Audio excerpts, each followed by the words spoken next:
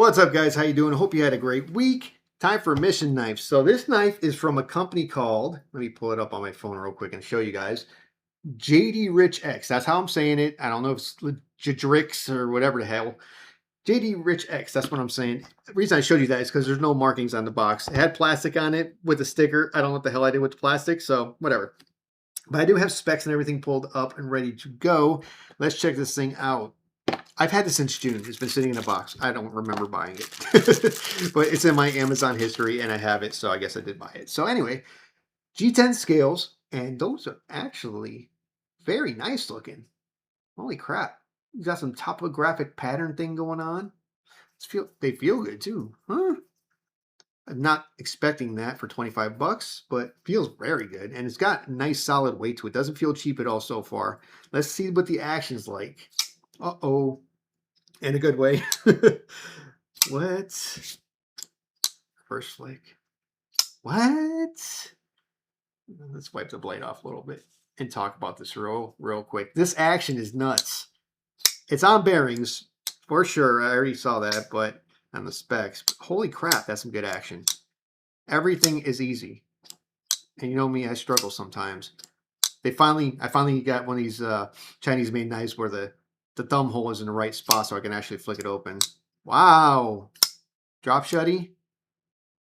Look at that. Not hydraulic, but very smooth. One little shake. Okay, let's talk about the specs real quick so I can start, really talking about this thing. Okay, I got a red flag going on. I kind of noticed when I was opening it, but there are zero markings on here. Zero brand marks, no billboarding at all, not even on the pivot, not on the clip, not anywhere. So that gets me to start believing this is either one of those knives that's mass produced and multiple smaller Chinese companies claim it as their own kind of thing and they put their name on the box and sell it and make some money off of it. Or now I haven't really got to look at this thing. Like I said, I bought it a couple months ago. It could be a clone or copy of a bigger brand, and they're just not marking it so they don't make it a total counterfeit. So I'll do a Google reverse search on this thing and see if it pulls anything up as far as being from one of the bigger companies, one of those big American companies or something like that. Because I don't buy into clones and copies and stuff like that too much. At least it's not a total counterfeit where they throw the name of the company. I never buy those. But yeah, it might not be though. It might not be. It just might be a design by JDRICHX, and they just don't like putting any kind of markings on it. But for a smaller company, you'd think they put something on there. Anyway, we'll look at it like it's a normal, just everyday knife. But let me know in the comments if this knife design is exactly like something you have that you paid 500 bucks for or something like that. And let me know. But let's get back to it. So statistics or spectaculars, specifications. Overall length, 8.27. Blade length, 3.5. Weight, 4.4. So not too heavy, but not too light. I mean, for this size. Width is going to be 1.36. Closed at 4.65. We got D2 blade steel, no HRC. Brushed satin finish. Textured G10 on the scales. Liner lock. Ball bearings, yes, very much so. And has a pocket clip. All right, so let's talk about this blade real quick. The blade looks phenomenal. They did a great job with the grind on there and that satin finish. I don't know if the camera's picking up, but it's got that little rainbow looking thing to it when you shift it to the light. You can see different colors. Nice grind on there. It's not totally, symmetrical and perfectly lined up. It kind of crosses over each other, but I kind of like that. It looks pretty dope. Let's feel the sharpness. Not bad. It's a good factory sharp, edge on there, but not super sharp, not dull. Not a jimp to be found on this thing. So they gypped on the jimps. No jimping, but like I said, it doesn't really matter with opening it because it's so smooth that I'm not having any kind of issues on opening. We'll talk about ergos in a second though.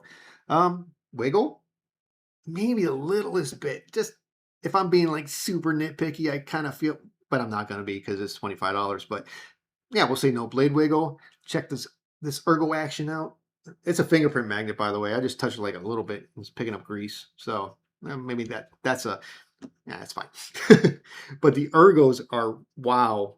For my hands, freaking good ergos. Now it's even got me more thinking this might be a copy or something of some bigger brand that had a great design team. Or maybe this JD, whatever the heck their names are, Rich X, Maybe just nail the design because it feels great.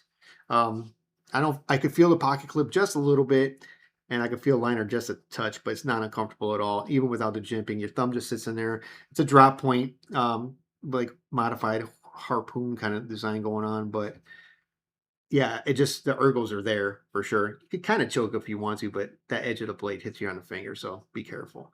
But yeah, I'm happy with the ergos, like super happy with the ergos and the action. Holy crud. What is going on today? Yeah, I like struck gold or it's a copy of something. Let's look at everything else real quick. Like I said, there's no markings on here at all for company, but the scales, like I was talking about earlier, that pattern is nuts for a cheaper knife like this. Got nice liners, very nice. And you got same material, stainless. You got the back spacer here, not reversible, no lanyard.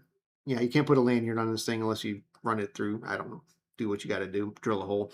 The clip is not deep carry, but let's see how tight it is. Pretty freaking tight, but the texture on the scales is not so. Yeah, it's not aggressive, so it's not going to mess your pocket up. Actually, works really well.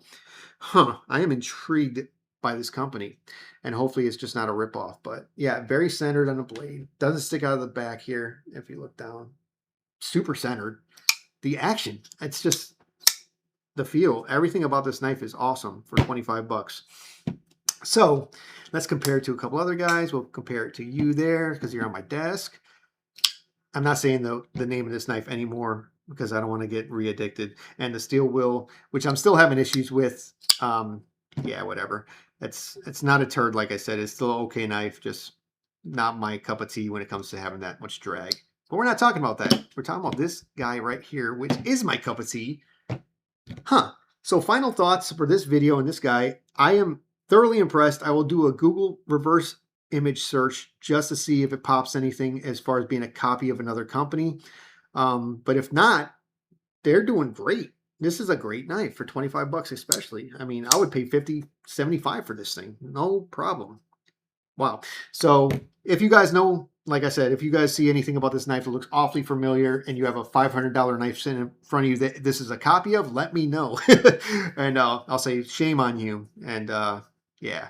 So thank you guys for watching. Thank you all my veteran brothers and sisters for everything you did. And all you guys and girls, thank you for what you do and be safe. And look at that.